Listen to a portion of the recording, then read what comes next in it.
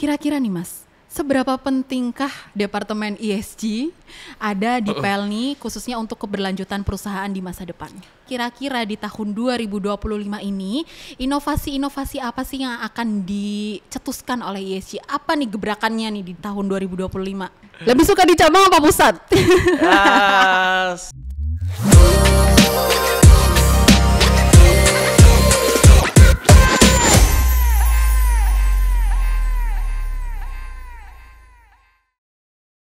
Hai Insan Pelni, kali ini kita ketemu lagi di obrolan Dek 7 by Korkom.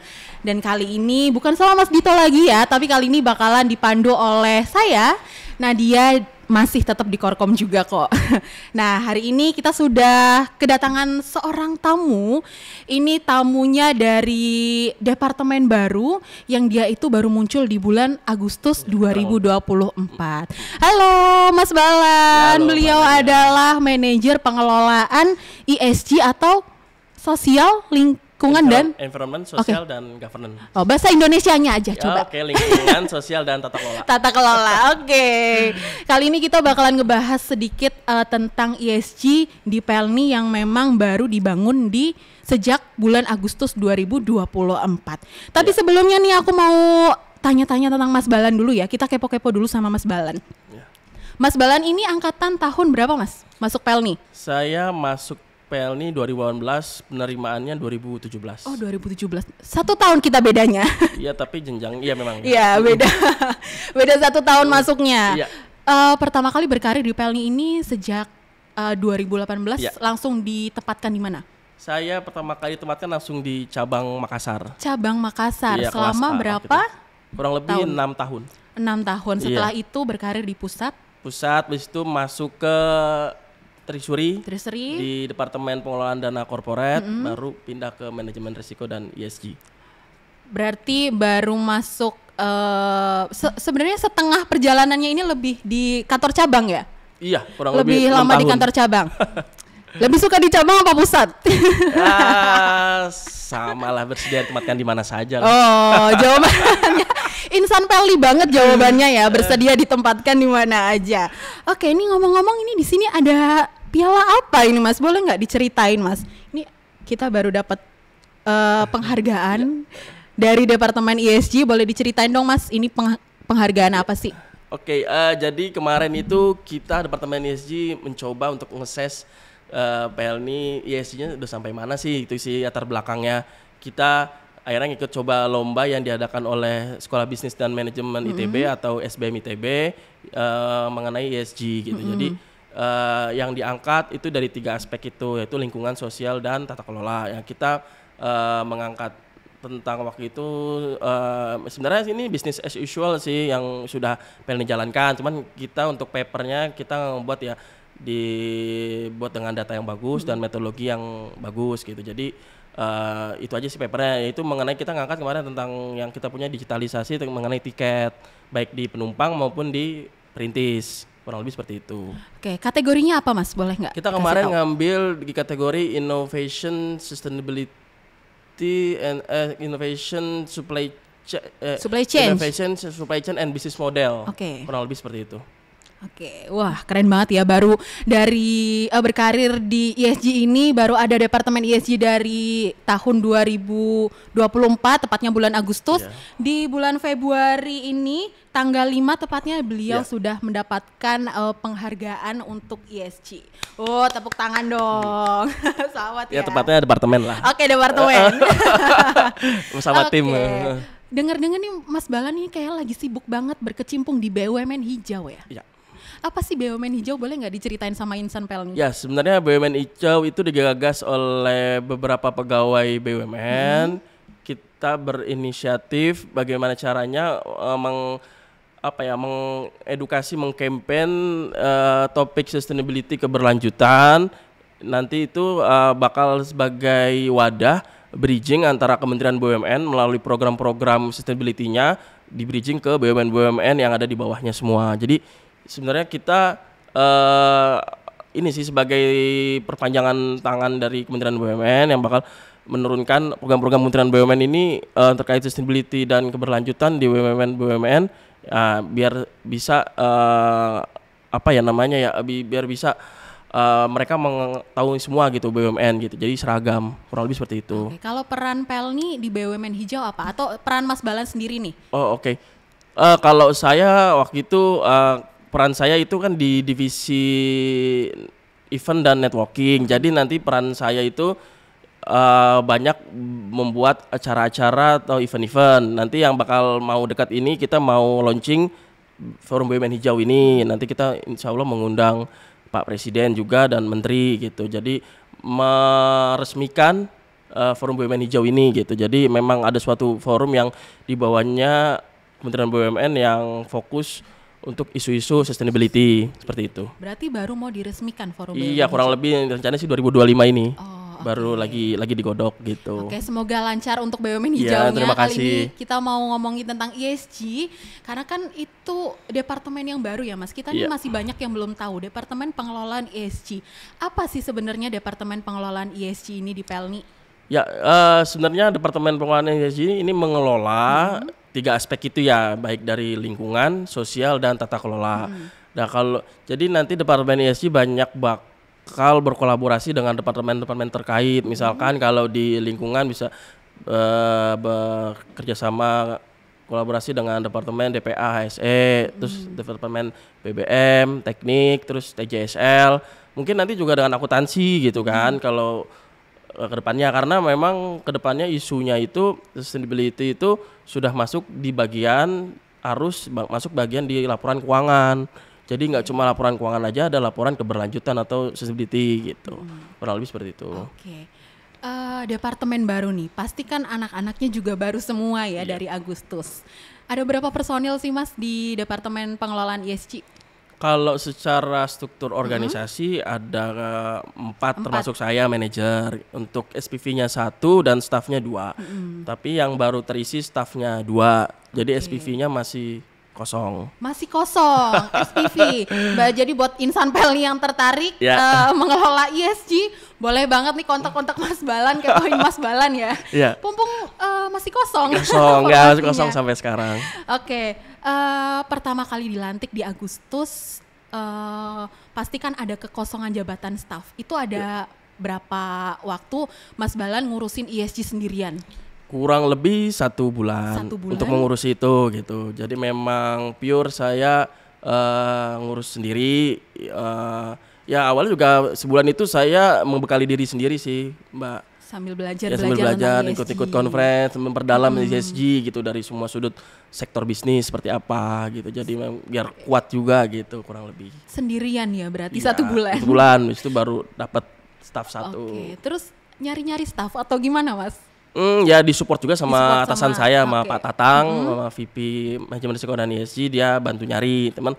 Waktu itu karena biar incasnya inline, kemarin kita ngambil dari staffnya Manajemen Risiko, ya biar eskalasi cepat gitu ya geraknya, karena memang sudah terbiasa dengan pekerjaan analis. Itu sih gitu. Berarti saat ini sudah bertiga dengan 2 stafnya dan kekurangan SPV. Iya, SPV masih kosong. Mungkin kita akan break dulu sejenak kali ya. Kita nanti akan lebih gali lagi lebih dalam di sesi yang kedua. Dan buat insan Pelni, stay tune terus ya.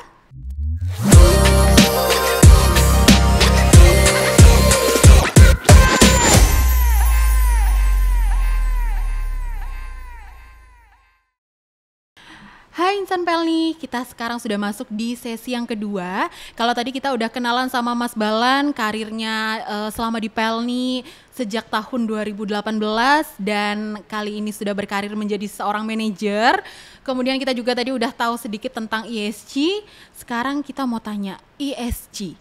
Kalau bedanya sama Departemen TJSL tuh apa Mas? Ada bedanya nggak? Ada keunikannya gitu nggak di ESG? Secara penangkapan orang awam terlihat mirip ya, similar gitu ya. Betul. Ya, cuman memang sebenarnya perbedaannya sangat besar gitu. Perbedaannya terletak kalau TJSL itu kan tanggung jawab sosial dan lingkungan. Berarti tanggung jawab atas suatu kegiatan operasi bisnis perusahaan setelah tutup buku tahunan, mereka mengalokasikan dari labanya untuk kegiatan sosial dan lingkungan tersebut. Ya, jadi ya kategorinya untuk sosial maupun untuk lingkungan gitu ya. Nah, kalau ESG sendiri itu pada saat kegiatan operasional perusahaannya tersebut berlangsung. Jadi mereshape Mbak Nadia, mereshape ke dalam kegiatan operasional perusahaan. Jadi tidak setelah ke bisnis perusahaan selesai.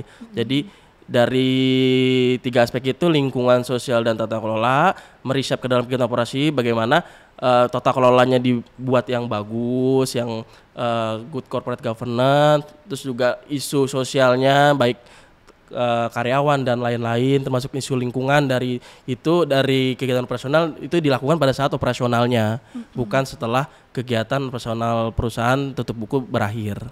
Gitu kurang lebih. Sebenarnya lebih ke pra ya. Kalau misalkan TJSL kan setelah afternya bahkan ya. pra sampai ya existing berjalan gitu. Memikirkan operasional Pelni yang ramah lingkungan, yang berkelanjutan seperti itu. Ya, kurang lebih seperti itu. Kira-kira nih Mas, seberapa pentingkah Departemen ESG ada di Pelni khususnya untuk keberlanjutan perusahaan di masa depan? Saya rasa sudah mulai penting ya, dikarenakan Pelni kan BUMN. Dan di sekarang itu Kementerian BUMN sudah ada Wamen atau Wakil Menteri BUMN yang ditugasi oleh Pak Menteri untuk merumuskan dan melaksanakan ESG di semua BUMN. Memang di tahun ini baru saja mulai dikerjakan untuk tata kelola ESG di Kementerian BUMN. Jadi memang nantinya semua BUMN harus menerapkan isu ESG ini, aplikasi ESG ini ke dalam operasional perusahaan, apapun core bisnisnya. Apapun core bisnisnya. Berarti kalau untuk saat ini seluruh BUMN sudah punya departemen ESG atau belum? Kalau yang sekarang karena memang tata kelolanya baru mau dibuat, jadi ada yang sudah dan sudah ada yang belum untuk departemen ESG gitu. Jadi saya pernah tanya teman di Askrindo gitu kan, BUMN mereka belum ada untuk departemen ESG gitu. Mungkin kalau di bank sudah ada, di perusahaan-perusahaan energi sudah ada. Yang sekelas Pelni di klaster-klaster logistik juga sudah ada, semacam KAI, SDP, dan POS gitu kan. Ya. Berarti kalau untuk mempelajari ESG sendiri, Mas Balan benchmark ke BUMN lain gitu ya? Untuk benchmark kita belum. Belum. Nah ini tahun ini kita baru mengadakan, kemarin kita di 2024 memang fokus bikin tata kelolanya dulu nih, frameworknya. Pelni itu frameworknya seperti apa sih? Kita harus netapin frameworknya dulu nih. Setelah netapin framework kita netapin topik material. Jadi ESG itu terus luas ya. Karena ESG bagian dari sustainability gitu kan. Jadi sustainability itu luas. Jadi kita harus netapin boundariesnya, batasannya apa, nggak semua harus diuruskan. Memang yang peers-nya di pelayaran tuh apa sih? Oh terkait lingkungan tuh ada waste, ada emisi dan ada energi gitu, dan sosial juga seperti apa, dan tata kelolanya juga seperti apa, kurang lebih seperti itu. Oke, dari Agustus sampai Desember 2024 berarti untuk program kerjanya hanya untuk merumuskan tata kelolanya terlebih dahulu. Iya, dan itu juga udah selesai. Merumuskan tata kelola dan merumuskan roadmap. Jadi kita bikin roadmap untuk 5 tahun ke depan yang inline dengan RJPP yang dibuat oleh Pelni gitu. Oke, kalau untuk program kerja di tahun 2025 ini nih, kira-kira ada program kerja apa aja, dan mungkin kasih tahu dong ke kita ada program kerja unggulan apa sih di 2025 gebrakannya nih untuk ESG. Ya kalau untuk 2025 sendiri kita pertama masih fokus untuk bikin tata kelola yang tadi topik material. Kita bikin tata kelola pedoman, SOP terkait emisi dan lain-lain, isu-isu sosial, lingkungan, dan tata kelola governance-nya. Terus kita juga punya program sustainability lifestyle. Nanti kita, karena memang yang agak susah itu tantangan kedepannya terkait kebiasaan ya. Jadi kita pengen awareness dulu nih, sama sih BUMN lain juga gitu, kita awareness terkait keberlanjutan, bagaimana kita hidup sudah mulai peduli dengan lingkungan gitu ya. Mungkin yang bakal pegawai lakukan sehari-hari kurang lebih gitu. Oke. Aku mau tanya nih Mas Balan, Kira-kira nih hal kecil apa sih yang bisa dilakukan oleh seluruh insan Pelni ya khususnya ya, entah itu level staff, kemudian level SPV manager di kantor pusat maupun di kantor cabang, bahkan kepala cabang, VP dan lainnya, dan bahkan juga direksi, hal kecil apa sih yang bisa dilakukan kita sebagai insan Pelni untuk mendukung ESG di Pelni? Oke, kalau dari sisi lingkungan yang bisa didukung itu oleh pegawai dan seluruh stakeholder, yaitu mungkin bisa nih kita kalau mau ngadain rapat, kita sudah mulai nih terbiasa bawa tumbler masing-masing nih, ya kan, bawa tumbler masing-masing. Kita nggak bawa tumbler ya? Iya, ini bisa di-enhance nanti di 2025 nanti kita bikin awareness-nya bagaimana kita bikin campaign yang menarik yang ada hadiahnya gitu, dan seru banget. Dan teman-teman Pelni juga bisa berkecimpung untuk pamer di media sosial gitu, di tag ke Pelni 162. Kehidupan aktivitas sehari-hari mungkin ya bawa tumbler, terus bawa tote bag gitu. Nah, itu yang hal-hal kecil sih yang bisa dari teman-teman insan Pelni lakukan dalam kegiatan bekerja sehari-hari gitu. Oke, kalau untuk komitmen Pelni dalam pelaksanaan ESG, Mas? Komitmen Pelni ya itu salah satunya dengan dibentuknya Departemen ESG kan dari manajemen, karena memang dari 2023 HPS aspirasi pemegang saham Kementerian BUMN sudah harus menerapkan isu ESG ke dalam semua aktivitas operasional perusahaan. Terus muncul lagi di 2024, APS-nya juga sama, tetap memasukkan isu ESG ke dalam aktivitas operasional. Nah, akhirnya dibentukkan dengan Departemen ESG yang incas atau fokus untuk mengurusi isu-isu ESG dan keberlanjutan. Oke, tadi kalau kita di belakang ini ngobrolin tentang emisi dan juga jual beli karbon. Ini kayaknya hal yang menarik banget nih, Mas. Kira-kira apa sih jual beli karbon itu? Kira-kira bisa diterapkan nggak sih di Pelni atau BUMN? Boleh nggak diceritain? Oke, jadi jual beli karbon atau carbon trading sebenarnya semua perusahaan bisa nantinya ikut berpartisipasi. Bisa. Jadi jual beli karbon itu sebenarnya langkah kedua ya untuk perusahaan menurunkan emisinya. Jadi memang pertama itu yang perlu dilakukan perusahaan itu fokus inisiasi untuk mengurangi emisinya sendiri gitu. Nanti setelah mengurangi emisinya, jika di ambang batasnya masih ada surplus, misalkan suatu perusahaan dikasih berapa ton CO2 ekuivalen, nah ternyata dia bisa di bawah dari batas ambang maksimalnya, nah sisa kelebihan itu bisa diperjualbelikan kepada perusahaan yang lebih emisinya emisi yang dikeluarkannya gitu. Jadi jual belilah. Jadi yang satu sisinya surplus, yang satu sisinya defisit. Nah, jadi bisa beli. Ya itu yang nanti diperjualbelikan di IDX Karbon yang sudah ada sekarang, bursa karbon gitu. Ada bursa karbon? Ada bursa karbon Indonesia yang di IDX. Jadi bursa ada 2 sekarang, bursa saham dan bursa karbon. Kurang lebih seperti itu. Jadi ya sebenarnya lebih menarik malah semua perusahaan bisa ikut berpartisipasi dalam menurunkan emisinya sambil jual beli. Cuan nggak sih itu? Itu kurang lebih seperti itu. Cuan ya ternyata ya. Iya. Pelni berarti bisa menerapkan itu? Bisa. Nanti kan kita dari ESG bakal nyari metodologinya, karena memang harus ada metodologinya yang bakal didaftarkan di SRN namanya, di Kementerian Lingkungan, itu Sistem Registry Nasional. Jadi di situ masukin metodologinya, Pelni mau seperti apa menurunin emisinya. Nah itu nanti yang bakal dijadikan sertifikat pengurang emisi, SP itu yang dijual belikan di bursa karbon gitu. Udah sempat ada omongan-omongan sedikit belum sih Mas tentang jual beli karbon ini ke manajemen atau belum karena ada. Saya tahun ini fokus buat nyelesain secepatnya tata kelolanya. Nanti itu bakal berlanjut itu nanti di fase berikutnya lah, fase ketiga lah setelah tata kelola emisi. Pelni udah tahu nih emisinya setiap tahun berapa dikeluarkan, udah setiap tahun rutin nih ngeluarin laporan GHG statement atau greenhouse gas statement, laporan gas rumah kaca, emisi gas rumah kaca. Kalau sudah itu baru tuh nanti kita ketahuan batasnya kita bisa nurunin berapa. Nah itu nanti yang bakal dibawa ke manajemen untuk bisa manajemen membuat suatu komitmen lah gitu nanti ke depannya seperti itu. Kayaknya itu juga bakal digodok deh oleh Kementerian BUMN. Karena Kementerian BUMN harus juga bertanggung jawab ke Kementerian Lingkungan terkait emisi yang dikeluarkan oleh masing-masing BUMN. Berarti memang belum ada aturan secara resminya ya untuk jual beli emisi khususnya di perusahaan atau BUMN maksudnya? Kalau di konteksnya lebih ke arah masing-masing bidang. Oh, masing-masing bidang. Iya, jadi ada 5 bidang yang dirilis.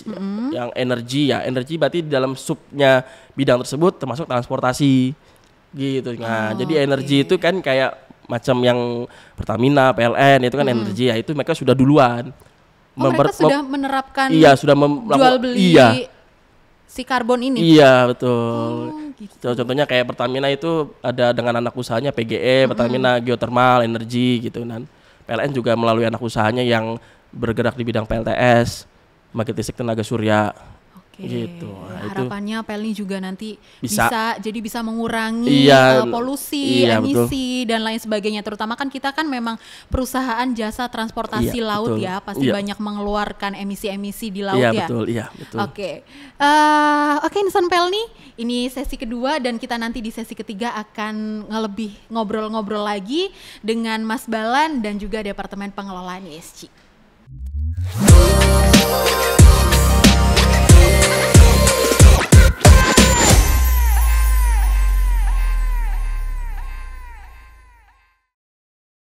Oke, hai Insan Pelni. Kita sekarang sudah masuk di sesi yang terakhir, sesi yang ketiga atau segmen yang ketiga, dan kita akan bahas sedikit lagi tentang Departemen Pengelolaan ESG.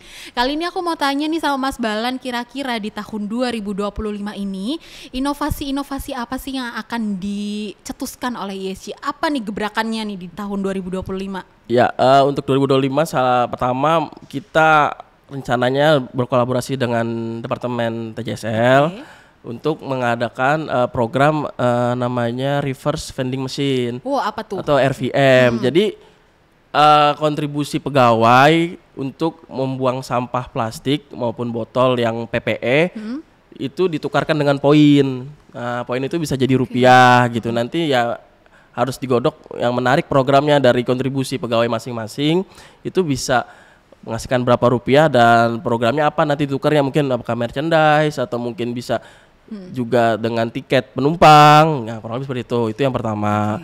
Yang kedua, kita mau ada buat lomba inovasi di tahun 2025 ini, mungkin di semester 2. Lomba inovasi ini mana ngajak baik di internal Pelni, pegawai Pelni sendiri maupun di eksternal untuk membuat suatu paper atau paper inovasi yang dapat digunakan oleh Pelni melingkupi 3 aspek tersebut.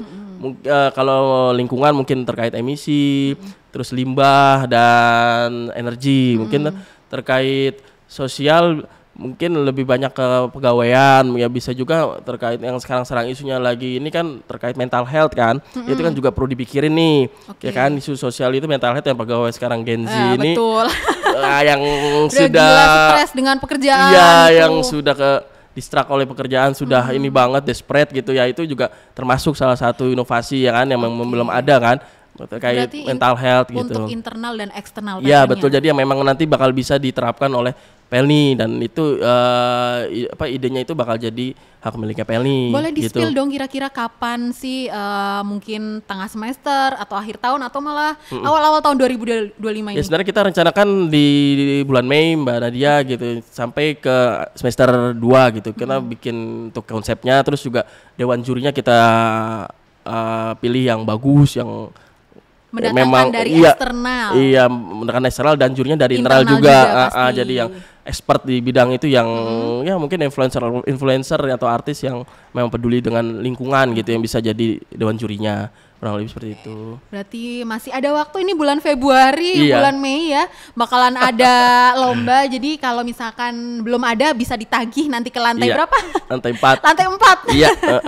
Ada inovasi lain Mas tadi? Inovasi lain ya mungkin yang ketiga di semester 2 saya coba akan ingin bikin terkait webinar sih. Webinar? Iya, webinar gratis nanti terkait dengan isu sustainability dan ada hadiahnya bagi yang ikut serta maupun yang menjadi penanya gitu ya gitu. Jadi isi webinar itu terkait dengan sustainability yang 3 aspek itu, lingkungan, sosial dan tata kelola gitu. Iya, betul banget. Kayaknya webinar ini diperlukan banget ya Mas, untuk karena awareness. Untuk biar teman-teman Insan Pelni ini tahu dan lebih aware sama yang namanya ESG betul. dan penerapannya untuk Pelni.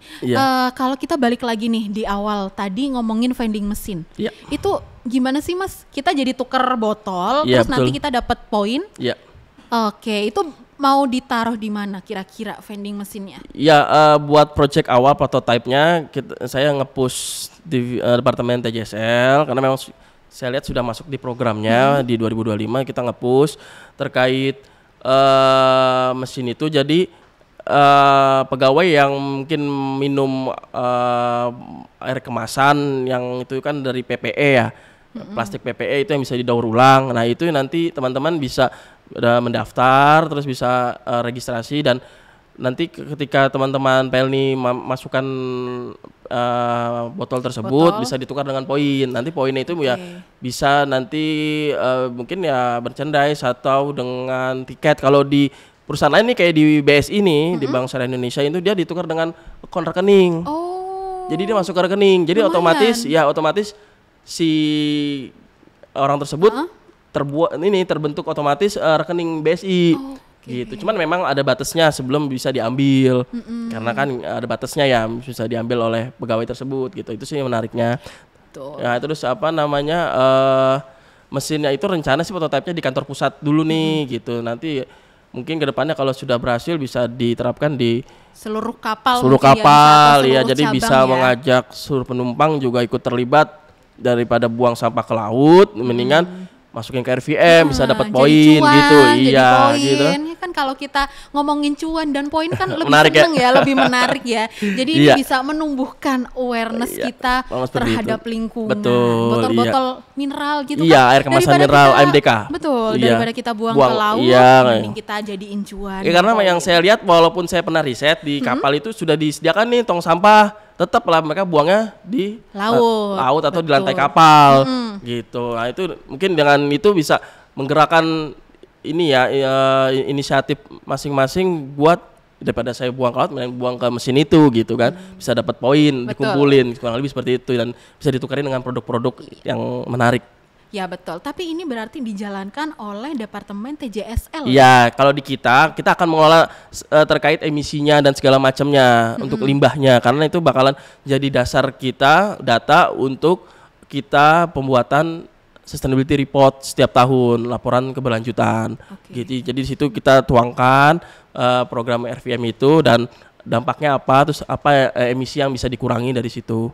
Kurang lebih seperti itu kalau dari kita. Jadi itu bisa rencananya sih kalau di kita nanti di 2025 juga pengen ada program namanya kredit plastik gitu. Apa tuh kredit plastik? Jadi sebenarnya ini secara korporat ya. Jadi korporat itu nanti kita kaji terus kita bisa daftarkan di global. Jadi kredit plastik itu gimana kontribusi suatu perusahaan untuk mengurangi plastik itu ya seperti karbon, bisa ditukar dengan uang dengan ada batasnya gitu. Kurang lebih seperti itu.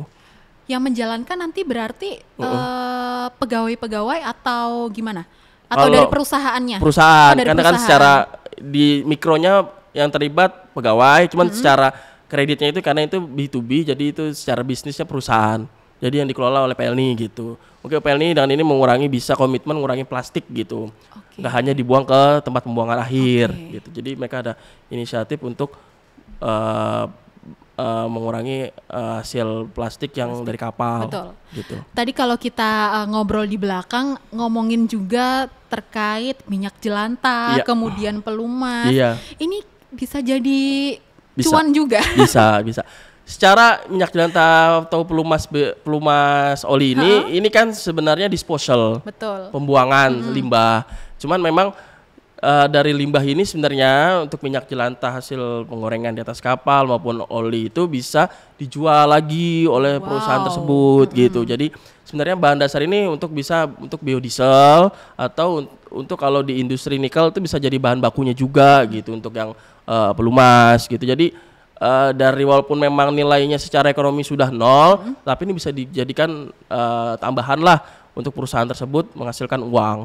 gitu. Bisa diterapin di kapal-kapal Pelni bisa? Iya, pelan-pelan.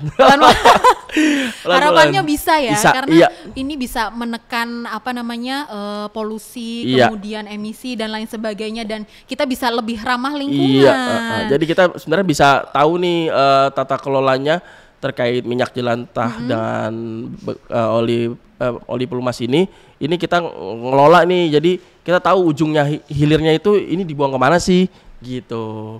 Jadi Pelni bisa punya data itu, jadi ketika ditanya oleh stakeholder di atas, ini hasil-hasil ini dibuang kemana gitu, kita bisa mempertanggungjawabkannya. Betul, berarti bisa berkolaborasi juga dengan divisi PAP ya Pak? Iya betul, sudah kontak-kontakan dengan PAP gitu, mereka juga sudah terbuka untuk menjalankan program ini gitu. Harapannya bisa segera diwujudkan, biar kita juga operasional kapalnya lebih ramah lagi terhadap lingkungan ya. Oke, kita mau sebagai penutup, aku mau tanya dong, kira-kira selama beberapa bulan menjadi manajer di Departemen Pengelolaan ESG, tantangan terbesar apa sih yang Mas Balan pernah hadapin? Tantangan terbesar yang pastinya awareness ya, awareness terkait ESG ini gitu. Ini sebenarnya apa sih gitu kan, apa perlu nggak gitu. Jadi dari situ dulu, dari mulai atas ke bawah atau bawah ke atas, itu memang harus tantangan terbesar kami gitu. Jadi mereka sudah tahulah terkait ESG itu apa gitu kan. Nah terus yang kedua, tantangan kedua yang terberat itu ya terkait tata kelola atau aturan, karena di secara Kementerian BUMN sendiri belum ada nih aturan yang benar-benar dibuat, baik itu peraturan menterinya dan segala macamnya. Jadi masing-masing BUMN masih jalan masing-masing dengan konsep ESG masing-masing gitu. Dan mereka BUMN juga saling benchmarking ke BUMN lain untuk ESG di tempat lain seperti apa. Kurang lebih seperti itu sih tantangannya. Dua hal itu yang menurut saya besar gitu. Karena belum ada aturan secara resminya dari kementerian. Ini apakah ESG seperti apa? Memang ini baru ini karena ada Wamen 3 tersebut yang ditugasi Pak Menteri ya. Jadi saya lebih ini nih yakin nanti 2025 bisa ada aturan yang dipakai oleh semua BUMN gitu. Semoga segera tercapai ya.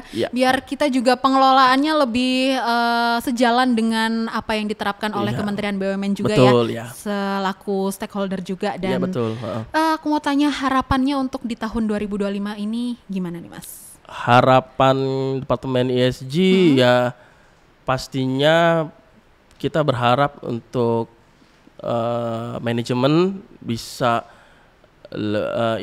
bisa lebih aware, lebih fokus gitu ya untuk penerapan implementasi ESG ini di Pelni, karena saya yakin nih di masa mendatang semacam bank ini itu bakal nerapin ESG dalam pemberian kredit. Saya yakin itu. Kredit maupun kredit investasi maupun kredit operasional suatu perusahaan. Karena kedepannya saya tanya teman Mandiri gitu, mereka kan di Mandiri sudah punya departemen ESG, mereka juga sudah punya produk pemberian kredit itu yang berbasis go green gitu ya, lingkungan gitu ya, atau namanya sustainability link loan. Nah itu di dalamnya itu diterapin ESG perusahaan tersebut itu udah apa aja gitu. Bahkan saya yakin sih bakal kedepannya memang dari pihak-pihak pemberi bank itu bakal, kalau ngasih kredit, kita juga masih butuh kredit kan di awal-awal tahun karena PSO belum cair gitu kan. Takut kita persiapan untuk kita kalau misalkan peraturannya dari bank tersebut, ESG ini termasuk dalam salah satu peraturan untuk pemberian kredit gitu. Oke, sudah cukup mungkin. Semoga harapannya segera tercapai dan semoga targetnya di tahun 2025 ini bisa tercapai semua program kerjanya. Semangat untuk teman-teman Departemen Pengelolaan ESG yang meskipun hanya bertiga, boleh ditambah SPV-nya. Ya, kalau ada yang tertarik. Ya, siapa tahu ada insan Pelni yang tertarik, bisa menghubungi Mas Balan. Datang langsung aja di lantai 4. Oke, terima kasih Mas untuk waktunya sudah sharing bareng saya di sini untuk memberikan informasi dan tentunya agar insan Pelni lebih aware terhadap ESG dan khususnya di Pelni ini sendiri. Sampai jumpa untuk teman-teman insan Pelni di episode yang selanjutnya. Bye bye. Terima kasih Mas.